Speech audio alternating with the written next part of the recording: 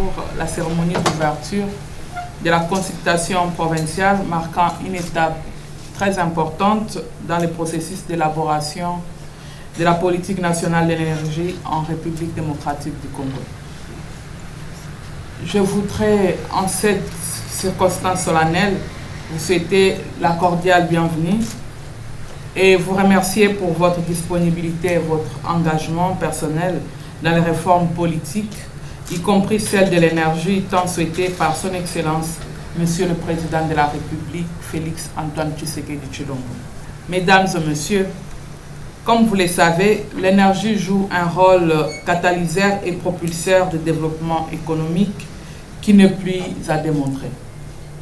C'est conscient de ce rôle que le gouvernement fait de l'accès à l'énergie l'une des priorités de sa politique de développement pour répondre aux énormes besoins sociaux et économiques de sa population ainsi que du secteur privé industriel.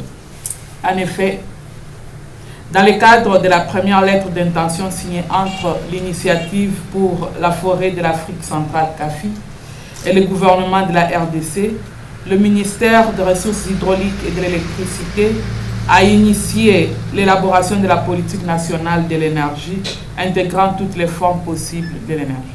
Débutée en avril 2020, l'élaboration de la politique nationale de l'énergie, PNE, s'est faite en se basant sur le guide d'élaboration des politiques sectorielles édicté par le ministère du Plan. À l'issue du diagnostic réalisé sur l'ensemble du secteur de l'énergie, il est à noter qu'il reste encore d'énormes défis à surmonter. Ces défis se caractérisent entre autres par une fracture énergétique à laquelle il faut faire face si nous voulons garantir l'accès de tous à des diverses énergétiques fiables, durables, modernes et structurelles abordables. Il s'agit également des défis institutionnels, organisationnels, techniques et opérationnels dont les solutions passent inéluctablement par une politique cohérente et globale en harmonie avec d'autres secteurs d'activité, notamment l'agriculture, la forêt, les mines, l'industrie, la santé, le transport, le numérique, l'éducation, le résidentiel, l'environnement.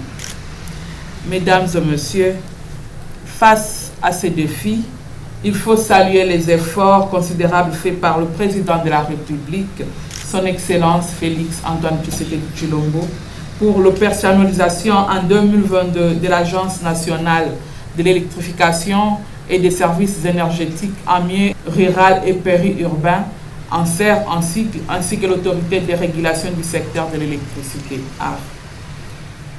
Les consultations provinciales organisées sur la politique nationale de l'énergie, conduites ces jours par le ministère des Ressources hydrauliques et de l'électricité grâce à l'appui du PNUD à travers le programme FONARED Énergie, vient à point nommé offrir à notre province l'opportunité d'exprimer et intégrer les avis et les contributions de notre population sur les options définies dans les documents.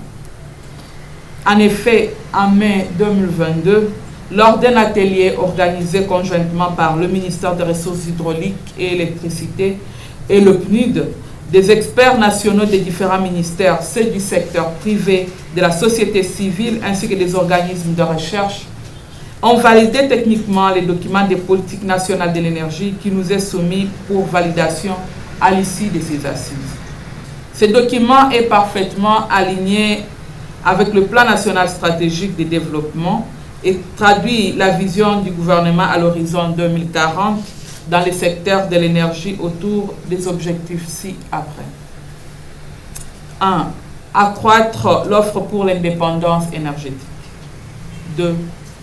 Atteindre l'accès universel à l'électricité. 3. Renforcer l'exploration, l'exploitation et la transformation des hydrocarbures en vue de réduire le déficit énergétique du pays. 4. Accroître l'indépendance énergétique liée aux importations des hydrocarbures. 5. Réduire la part de la consommation du bois énergie de 46% du mix énergétique d'ici 2035. 6. Valoriser la biomasse pour la production de l'énergie. 7. accroître la part des énergies renouvelables d'au moins 30% dans les mix énergétiques.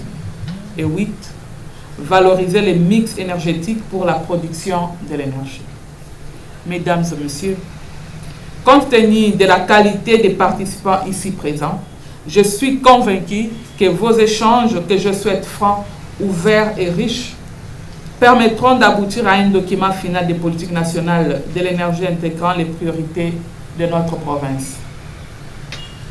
Au regard de l'importance des résultats attendus de ces consultations provinciales, je ne saurais clore mon propos sans renouveler mes remerciements au Programme des Nations Unies pour le développement ainsi qu'à l'Initiative pour la forêt d'Afrique centrale à travers le programme Énergie FONARED pour leur appui respectif.